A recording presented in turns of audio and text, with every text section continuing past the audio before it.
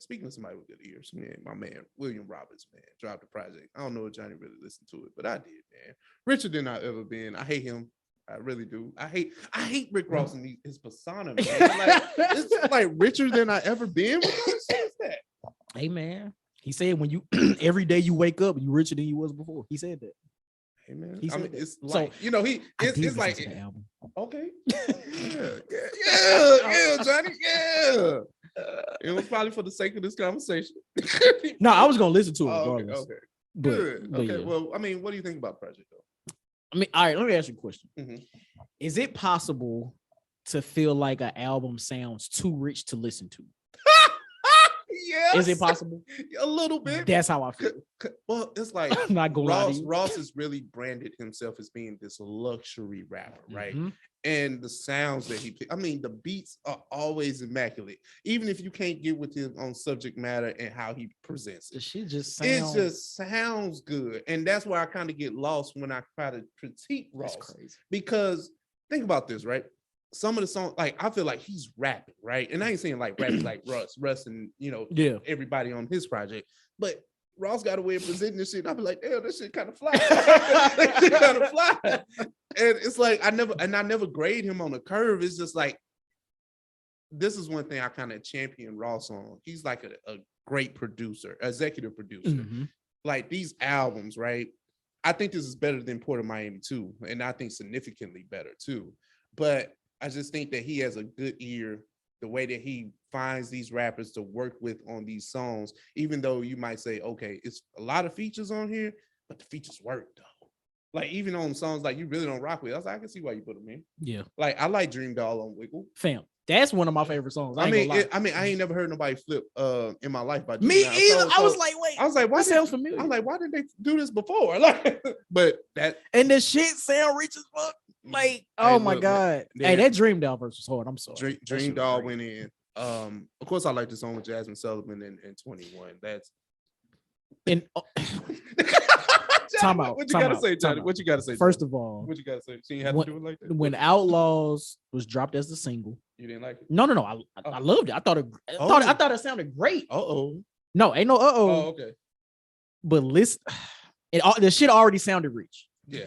Listening to it in the sequence of this album, I had to I'm too broke for this.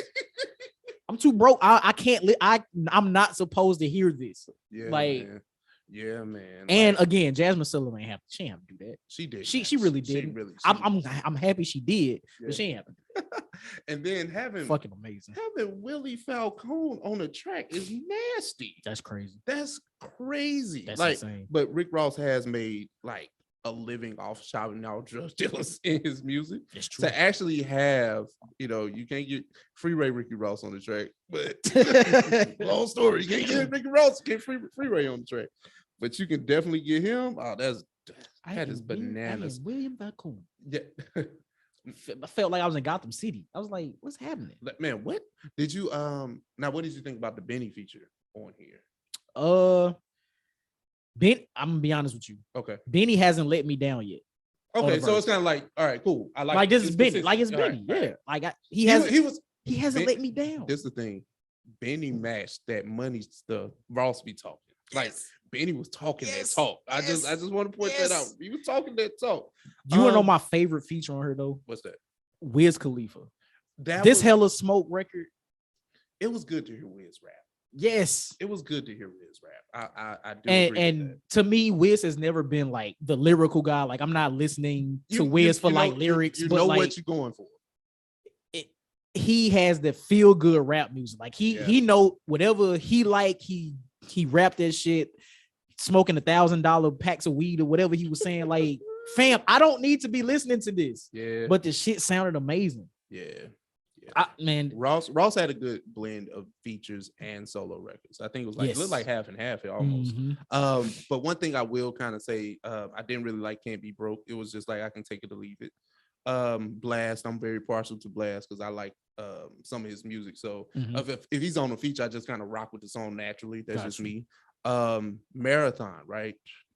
I feel like this. Ross kind of let me down. I feel like that was a big moment for a feature. And I think that's why it's such like a 40-50 second gap of no vocals. Got you. At the end, like I feel like a feature should have been there. And this is coming from me. I think Nas should have been there. Interesting. Because of the stuff that Ross was kicking on the track, and then the way that Nas and Ross really worked well together. If you ever just listen to their collabs. So I know Nas would have did numbers.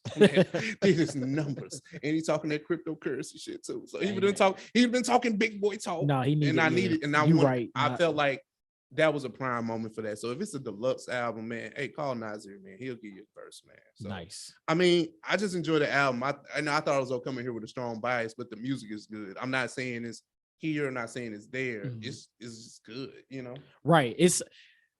I definitely think it's better than Port of Miami too. Yeah. But I don't think it's that much better. Now, I didn't deep dive into the Ross and his flows. Now, I feel like he did give me a couple new different flows on here, but again, it's more the same. As an album, this is better. Yeah. Like as an album, that's why I say it's significantly better, because as an album, I mean, you go tip for tat on song, but I think Port of Miami too was like a collection of songs rather than a cohesive body. You know what I'm saying? Got you. Yeah, man, that's how I look at that, man. But shout out to Ross, man. Definitely. Shout out to Russ. Definitely, Russ and man. Ross. Yeah, Ross is getting, notice I ain't saying Rick Ross yet. I just keep saying Ross. But shout out to Ross. Ross is getting in that space where he's like the OG elder statesman in hip hop. So when he puts out albums, he want to get his rap itch scratched. So now he can just put, his other people on. So like this, you didn't really like Can Be Broke. But I thought it was okay with Youngin Ace and Major 9. It's like I can take it or leave it. And the thing is with Ross, with his artists that he tries to cultivate, they never really work. So like I know it's dope that he has somebody that's screaming MMG, dope, right? But the only people that have honestly really worked are the people that he brought in. Like literally like free agents, the Wale's, the Meek Mills, like even by extension Omarion. Like, you know what I'm saying? Did you caught the Omarion jab on the intro, right? Little Havana. He was like, I released Omarion and he began to fizz or some shit like that. Okay, never mind. I was gonna ask what you thought about that. But, all right, never mind. I don't know how I messed up, but geez, like Ross is real slick with wordplay, man. Yeah. You gotta catch it, man. I thought that was crazy. That was crazy. But anyway,